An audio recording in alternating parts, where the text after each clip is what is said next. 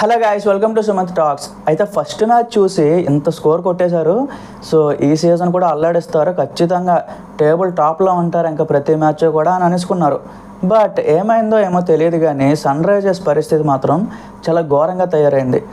అవతల బ్యాట్స్మెన్స్కి సహకరించట్లేదు, అవతల బౌలర్స్ కూడా చాలా తేడాగా ఆడుతున్నారు అనమాట. అయితే ఇప్పుడు సగం మ్యాచ్లు అయితే అయిపోయినాయి గైస్, ఇంకా సగం మ్యాచ్లో ఉన్నాయి. అయితే మరి ప్లే ఆఫ్కి ఎలా వెళ్తుంది, అసలు ఏంటి, ఎలా గెలవాలి, ఏ మ్యాచ్లు గెలిస్తే వెళ్తుంది అని చెప్పి ఈ వీడియోలో డిస్కస్ చేసుకుందాం. ఫస్ట్ వన్, అసలు ఇప్పుడు పరిస్థితి చూసుకుంటే సన్ రైజర్స్ అయితే మనకి ఆల్మోస్ట్ టేబుల్ చాలా కింద ఉంది, ఒక 9th ప్లేస్లో ఉందన్నమాట. జరిగిన 7 మ్యాచ్ల్లో కేవలం 2 మ్యాచ్లు మాత్రమే గెలిచింది, మిగతా 5 మ్యాచ్లు కూడా ఓడిపోయిందనమాట. అది కూడా రాజస్థాన్ మీద ఒకటి గెలిచింది, పంజాబ్ మీద ఒకటి గెలిచింది. సో అందులో మళ్ళీ ఒకటి ఏదో హోమ్ టౌన్లో అయింది ఫస్ట్ మ్యాచ్. సో ఈ రకంగా చూసుకుంటే ఆడిన ప్రతి టీంతో కూడా ఓడిపోతుంది అనమాట. సో మరి ఎందుకు ఓడిపోతుంది, ఎక్కడ మైనస్ అవుతుందో అర్థం కావట్లేదు గైస్. మళ్ళీ అందరూ ఆడినట్టే కనిపిస్తున్నారు. సో మరి నాకు అడిగితే మెయిన్ థింగ్ ఎక్కడ మైనస్ కొడుతుంది అంటే బౌలర్స్ దగ్గర ఎక్కడో ఒక ఆశించిన ఎక్స్పెక్టేషన్స్ అయితే రావట్లేదు అనమాట. తర్వాత చూసుకుంటే ఇప్పుడు మొత్తం మనకేంటంటే 7 మ్యాచ్లు అయిపోయినాయి, మిగతా 7 మ్యాచ్ల్లో అట్లీస్ట్ 5 అయినా గెలవాలన్నమాట. 5 మ్యాచ్లు ఖచ్చితంగా గెలిస్తేనే మనం ఏంటంటే ప్లే ఆఫ్కి అర్హత అని చెప్పి.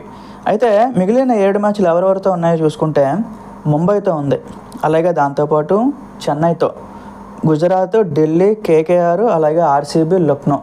సో చాలా పెద్ద టీంలే ఉన్నాయి గైస్ ఇందులో మోస్ట్లీ లైట్ తీసుకునే టీంలు ఏవైనా ఉన్నాయంటే చెన్నైని లైట్ తీసుకోవచ్చు, ముంబైని లైట్ తీసుకోవచ్చు. ముంబైతో ఆల్రెడీ మ్యాచ్ ఓడిపోయింది కదా బ్రో, మళ్ళీ లైట్ అంటే ఏంటి అనుకుంటారా? ఈసారి కంబ్యాక్ వస్తుంది గైస్. ఎస్ఆర్హెచ్ మీద నాకు నమ్మకం ఉంది, ఖచ్చితంగా ఒక మంచి మ్యాచ్ అయితే జరగబోతుంది. అయితే మరి ఆర్సీబీ లేకపోతే లక్నో, ఇంకొకటి కేకేఆర్, ఢిల్లీ, ఇవన్నీ టేబుల్ టాప్లో ఉన్నాయి. మరి వాటిని ఓడించాలంటే ఇంకొంచెం కష్టపడాల్సి ఉంటుంది అనమాట. సో నాకు అడిగితే ఖచ్చితంగా 7 మ్యాచ్ల్లో 2 మ్యాచ్లు ఓడిపోయినా పర్వాలేదు, మిగిలిన 5 మ్యాచ్ల్లో ఎలాగైనా సరే ప్రాణం పోయినా గెలవాలి. ఇంకా గెలిస్తేనే ప్లే ఆఫ్కి అట్లీస్ట్ 4వ ప్లేస్కైనా వీళ్ళు వెళ్ళే అవకాశం ఉంటుంది.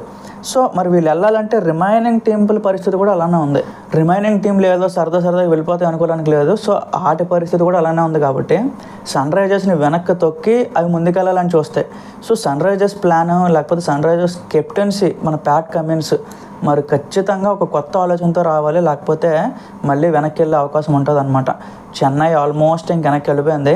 సో చెన్నై గురించి సపరేట్ వీడియో చేస్తాను. బట్ సన్ రైజర్స్ మాత్రం ఈ రకంగా ఆడితేనే మ్యాక్సిమమ్ ఆఫ్ అన్ని మ్యాచ్ల్లో టాస్ గెలిచిన వెంటనే బౌలింగ్ తీసుకుంటే ఇంకా గెలిచే అవకాశాలు ఉంటాయి ఖచ్చితంగా, అదొక నమ్మకం అనుకోవచ్చు. సో టాస్ గెలవడం ఇంపార్టెంట్, సెకండ్ బ్యాటింగ్ చేయడం ఇంపార్టెంట్. సెకండ్ బ్యాటింగ్ చేసినప్పుడు కూడా చాలా ఫాస్ట్గా ఆడాలి. ప్రతి మ్యాచ్ 15 ఓవర్లు 16 ఓవర్లు అలా ముగించేస్తే ఖచ్చితంగా నెట్ రన్ రేట్ అయితే పెరుగుతుంది, చాలా ఈజీగా ఇంకా ప్లే ఆఫ్కి అయితే వెళ్ళిపోయే అవకాశాలు ఉంటాయి అనమాట. సో నా వరకు గైస్ ఇది ఒక ఎజంప్షన్ అనమాట, మరి చూసుకోవాలి. నెక్స్ట్ మ్యాచ్ మనకైతే ముంబైతో ఉంది, అలాగే చెన్నైతో వరుస పెట్టి ఉన్నాయి అనమాట. చెన్నైతో కొంచెం లైట్ చేసుకోవచ్చు నేను చెప్తాను కదా మళ్ళీ, బట్ ముంబైతో మాత్రం తీసుకోలేము. రీసెంట్గా చెన్నై మీద ఒక మంచి మ్యాచ్ గెలిచి వచ్చింది కాబట్టి ఆ కాన్ఫిడెన్స్తో ఉంటారు. సో చూడాలి గైస్ మరి ఎలా ఆడుతుంది ఏంటి అని చెప్పి. మ్యాచ్కి అయితే దాని తాలూకా ప్లే ఆఫ్ పర్సంటేజ్ ఛాన్సెస్ నేను పోస్ట్ చేస్తూ ఉంటాను. Stay tune.